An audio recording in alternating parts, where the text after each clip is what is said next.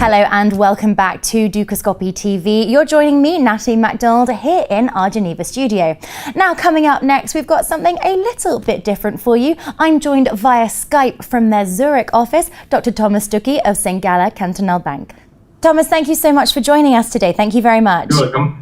Okay, now let us first consider bond performance today. Aside from a post-European Parliament election bond market wobble, let's call it, in recent trade, this year has seen peripheral bonds largely moving one way and yields falling. Can you expand on that a little bit for us?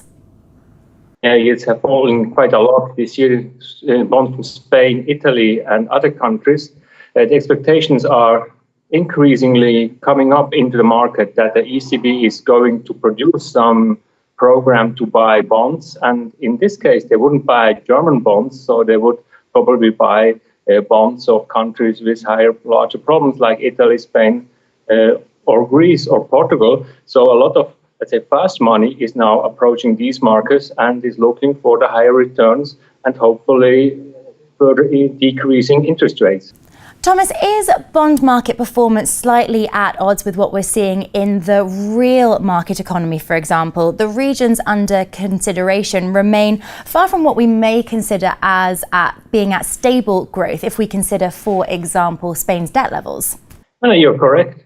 Especially the debt level is still increasing. In Spain, it's now up to 94% end of 2013.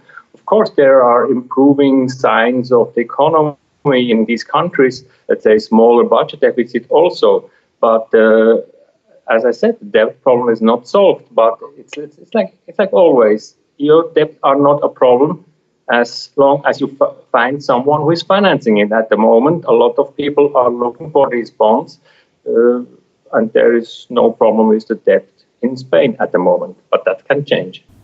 What role then is the ECB and Mario Draghi playing in this? We've got that all-important ECB meeting coming up on Thursday. And the ECB is playing a crucial role in this whole process because all these investors, they rely on, let's say, a so-called implied central bank guarantee of the European Central Bank and of Mario Draghi. And the expectations at the ECB are quite high at the moment.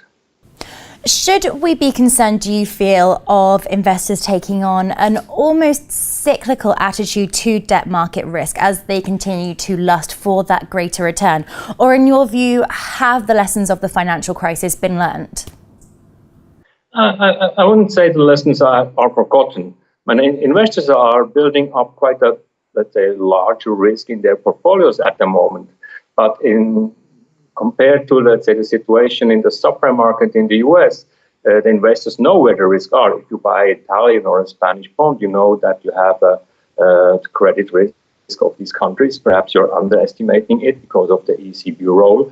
But at the end, it's a lot more reliable than, let's say, all these very complex structures on the subprime market that we had in 2008. So we are not in the same situation as before the financial crisis. But of course, as long as more money is flowing in these countries, risks are building up. Thomas, thank you very much for joining us today. Thank you very much. You're welcome. That's all we've got time for right now, but do stay tuned for more exclusive interviews from market insiders here on Dukascopy TV. Goodbye for now.